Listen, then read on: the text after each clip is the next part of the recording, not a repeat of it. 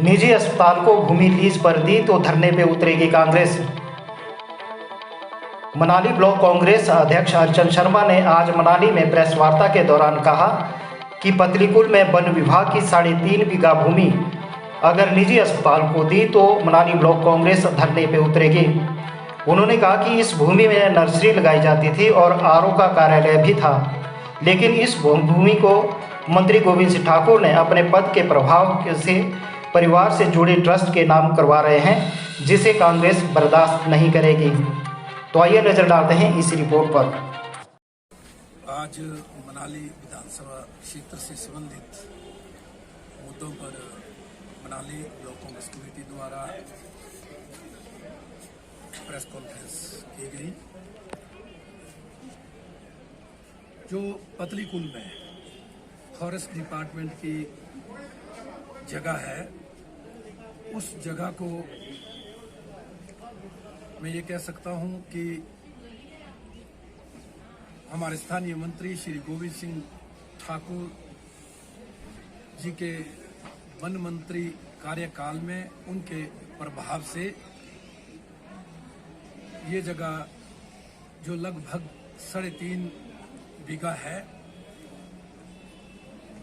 गोविंद ठाकुर जी के परिवार से जुड़े ट्रस्ट को दी जा रही है, जैसा कि ट्रस्ट से संबंधित लोगों ने भी माना है। वो जगह एक ऐसी जगह थी जिसमें फॉरेस्ट डिपार्टमेंट की नर्सरी तैयार की जाती थी और साथ में वन परिक्षेत्र अधिकारी आरओ का रेंज ऑफिस था। एक कॉर्नर पे वन मंत्री जी के काल में ही उस रेंज ऑफिस को वहां से बदला गया और नर्सरी भी बंद की गई। ये क्या कारण रहे कि इसकी प्रक्रिया भी उस वक्त स्टार्ट हुई और ये मालूम हमें तब पड़ा कि जब वहां पे कुछ लोगों द्वारा काम आरंभ किया गया था। तो इस बात को मनाली ब्लॉक कांग्रेस के नेताओं ने, हम सभी ने उठाया। मैं समझता हूं कि ये कहां तक उचित है कि जिस ट्रस्ट ने जो इनके परिवार से ही जुड़ा था, चुनावों में जो गोविंद ठाकुर जी की भरपूर सहयोग किया है हर तरह से, चाहे वो चेक बांटे गए, ढोलकी, चिमटा, सिलाई मशीनें, कंबल इत्यादि जो उनकी अध्यक्षता में ही बांटे गए थे। और आज हमें लगता है कि क्या हमारे स्थानीय मंत्री उनका उद्धार नहीं चुकवा रहे हैं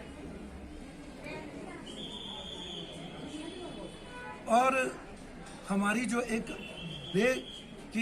बेशकीमती जगह मनाली शहर के अंदर ही, पतलीकुल शहर के अंदर थी, जो हमारे यहाँ के नौजवान हैं, बेरोजगार है, यहाँ की जनता है, उनके कल्याण के लिए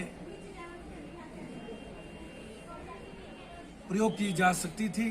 चाहे वो बस स्टैंड की जरूरत पतलीकुल में थी, टैक्स यूनियन की व्यवस्था वहां की जा सकती थी और अनेकों जो जनहित के विभागों को वहां खोला जा सकता था। अच्छा तो यही होता कि वन विभाग का ही कब्जा वहां रहता, क्योंकि वहां से जो है कई नर्सरियां तैयार की जाती थी जिससे हमारे क्षेत्रों में बांटी जाती थी और पर्यावरण संरक्षण के लिए एक उचित कदम होता था। तो हम इस विषय में प्रदेश के वर्तमान जो वन मंत्री है राकेश पठानिया जी और माननीय मुख्यमंत्री श्री जयराम ठाकुर जी से निवेदन करते हैं कि इस जो लीज का जो प्रोसेस है इसको रद्द किया जाए, कैंसिल किया जाए, अन्यथा जो है मनाली कांग्रेस जो है इसका पुरजोर विरोध हमेशा करेगी। इसके साथ साथ एक बात और करना चाहूँगा कि आज जहां हमारा जो उज्जी क्षेत्र है पर्यटन की दृष्टि से, यहाँ पे हमारे पूरे मनाली के जो बेरोजगार नौजवान युवा हैं वो एडवेंचर एक्टिविटीज से जुड़े हैं। कई प्रकार की जो साहसिक खेलें यहाँ टूरिज्म से रिलेटेड करवाई जाती है, जिसमें स्कीइंग है, वाटर राफ्टिंग है, जिप लाइन इत्यादि अनेकों जो साहसिक खेलें यहाँ करवाई जाती है। माननीय हाईकोर्ट के आदेश से बंद हुई थी, लेकिन एक कमेटी हर जिला में बनी थी। आज जहां भीड़ की बात करें, जहां कुफरी की बात करें, वहां पे जो है पैराग्लाइडिंग और अन्य एक्टिविटीज शुरू की गई है।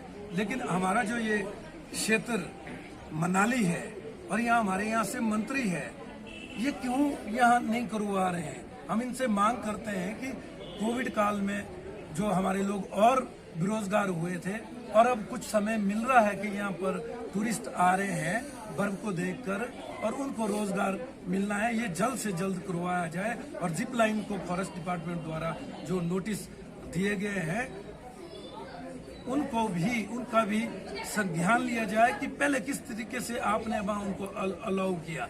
एक नीति आपको बनानी चाहिए थी। और मैं अभी भी मांग करता हूं कि आज के दिन में एक पॉलिसी फ्रेम की जाए ताकि हमारे नौजवान बेरोजगार जो है अपना रोजगार प्राप्त कर सके। अंत में मैं अनंत शर्मा जी का धन्यवाद करता हूं कि उन्होंने हमारे जो पतलीकुल क्षेत्र है जो बाढ़ प्रभावित है, आए दिन वहाँ बाढ़ का खतरा बना रहता है और वहाँ जो है रिटेनिंग वॉल्स और बाढ़ को रोकने के लिए जो कार्य वहाँ किए जाने हैं उसके लिए 25 लाख रुपए उपलब्ध करवाए। इसके लिए मनाली ब्लॉक कांग्रेस उनका बहुत बहुत धन्यवाद। देश सचिव हिमाचल प्रदेश कांग्रेस और यहाँ का एक स्थानीय निवासी होने के नाते और यहाँ मैं प्रधान भी रहा हूँ, 4 बार प्रधान भी रहा हूँ, प्रधानों का प्रधान भी रहा हूँ, एक जनप्रतिनिधि होने के नाते मैं तो ये कहना चाहता हूँ कि हमारी मनाली देखिए कितनी खूबसूरत है। इस मनाली को और खूबसूरत बनाने के लिए हमारे जो मुद्दे हैं हम उन मुद्दों को टच करना चाहते हैं। हमारे मुद्दे हैं यहाँ पर कि हम यहाँ पर सुंदर जो है बस स्टैंड बनाए, सुंदर टैक्सी स्टैंड बनाए, लोगों को जो हमारे पर्यटक आ रहे हैं उन पर्यटकों को अच्छी सुविधा हम दें और जो हमारे यहाँ के जितने भी जो बेरोजगार हमारे युवा हैं उन युवाओं को रोजगार उनको सृजित करने के लिए हम उस पर पहल करें। क्यों? क्या सरकारी नौकरियां नहीं है, हम अपने पैसे से अपना रोजगार शुरू कर रहे हैं। टूरिज्म एक्टिविटीज जितनी भी चल रही है उसमें हमारे स्थानीय लोगों ने, हमारे युवाओं ने खुद इन्वेस्टमेंट की। आज उसको भी रोका जा रहा है। माननीय सुप्रीम कोर्ट, हाई कोर्ट ने अगर इस प्रकार की बंदिश लगाई है हम उसका सम्मान करते हैं, लेकिन ऐसा भी नहीं है कि वो फॉर एवर वो 2 महीने 3 महीने 4 महीने लगे रहे।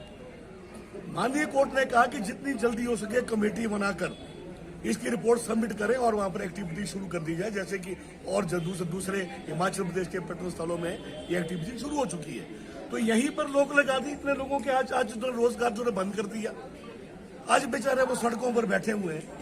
मैं चाहता हूं जिला प्रशासन से भी और माननीय मंत्री से भी, मुख्यमंत्री महोदय से भी कि जो प्रक्रिया जो माननीय कोर्ट की तरफ से यहाँ भेजी गई है उसको पूरा करने में विलंब क्यों किया जा रहा है। और जो हमारी मांगे हैं, पतलीकुल की मांगे, जहाँ बस स्टैंड की बात है, बस स्टैंड बना नहीं, टैक्सी स्टैंड बना नहीं, हॉस्पिटल वहां पे बन रहे हैं, हॉस्पिटल का विरोध नहीं हम कर रहे हैं, हॉस्पिटल बनने चाहिए, लेकिन हॉस्पिटल तो ऐसी जगह भी बनाए जा सकते हैं क्योंकि मरीज तो कहीं भी जाएगा ना, आसपास नजदीक में कई जगह है।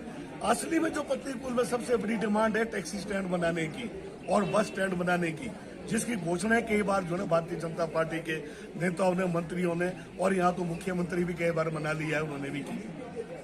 मुख्यमंत्री महोदय मनाली पहुंचे, ये आपका जो है राम बाग का जो स्टेडियम है इस पर छत लगाने की बात आई, आज तक ये छत नहीं लगी। मुख्यमंत्री जी ने कहा कि ये तो टपरा है, इसको ठीक करेंगे, तो आप टपरे में कई बार मीटिंग करके चले गए, अभी तक ये टपरा का टपरा ही है। अब हम चाहते हैं मनाली को खूबसूरत आप बनाए, जिसकी उम्मीदें हम करते थे, जिसकी उम्मीदें हमने की थी, लेकिन उन उम्मीदों पर जो है ना अभी तक जो है हमारे लिए कुछ हुआ नहीं। है।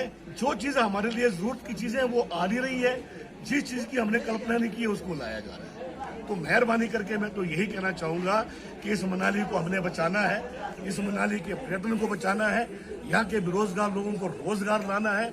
इस पर हमारा जो है ना पूरा का पूरा ध्यान रहेगा। कल अगर हिमाचल सरकार बनती है, कांग्रेस सरकार बनती है, तो सबसे पहले यहाँ पर जो है जो आपके जो ना बस स्टैंड, आपके टैक्सी स्टैंड, आपके जितने भी टूरिज्म एक्टिविटीज हैं उनको जो ना स्थायी रूप से उनकी प्रायोरिटी होगी। और हर तरफ से जो बेरोजगार है, जो अनछुए पर्यटन स्थल है, हमारे पास एक रोहतांग था, वहाँ जो है ना कई किस्म के दिखते हैं एनजीटी को लेकर। उसके बावजूद हमारे पास इतनी सुंदर वैली में कई पर्यटन स्थल है, उनको डेवलप करना है हम लोगों ने, वहां पर हमने रोजगार सृजित करने हमने। इस तरफ यहाँ पर ध्यान दें मेहरबानी करके। हम अपने ये मेरा ट्रस्ट है, उसका ट्रस्ट है, उसका ट्रस्ट, इस विवाद में हम चलेंगे तो ठीक है ना, इस तरह से हमारा विकास होने वाला नहीं है। हम इन जमीनों को प्राइम लैंड, हमारे क्षेत्र की जो जमीनें हैं वो लोगों की जरूरतों के मुताबिक वहां पर जो आप योजनाएं बनाए हम उसको चलाएं, वहां पर चलाएं। यही हमारी जो ना सच्चा कार्य जो है ना इस क्षेत्र के लिए। और कोई प्रश्न